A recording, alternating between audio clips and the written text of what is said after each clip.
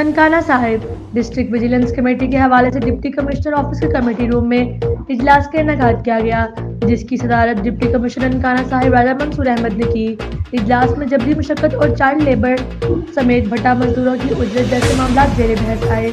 इस मौका पर डिप्टी कमिश्नर राजा मंसूर अहमद ने कहा कि जिला भर में चाइल्ड लेबर के एक्ट पर हर सूरत अमल दरामद किया जाएगा और खिलाफ वर्जी करने वाले भट्टा मालिकान के खिलाफ फौरी एक्शन लिया जाएगा।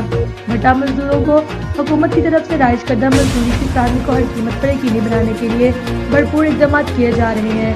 उन्होंने महकमा लेबर के अफसरान को हदायत जारी करते हुए कहा कि भट्टों पर काम करने वाले मजदूरों के सोशल सिक्योरिटी कार्ड जल्द से जल्द बनवाए जाएं। इस मौका पर डिस्ट्रिक्ट ऑफिसर लेबर ने डिप्टी कमिश्नर को ब्रीफिंग देते हुए बताया कि अब तक जिला भर में चाइल्ड लेबर की एक्ट पर अमल दरामद न करने वाले 7 भट्टा मालिकान के खिलाफ FIR दर्ज करवाई गई है, जबकि जिला भर में 4000 से ज्यादा भट्टा मजदूरों के सोशल सिक्योरिटी कार्ड बनाए गए हैं और भट्टा मजदूरों की रजिस्ट्रेशन का काम जारी है।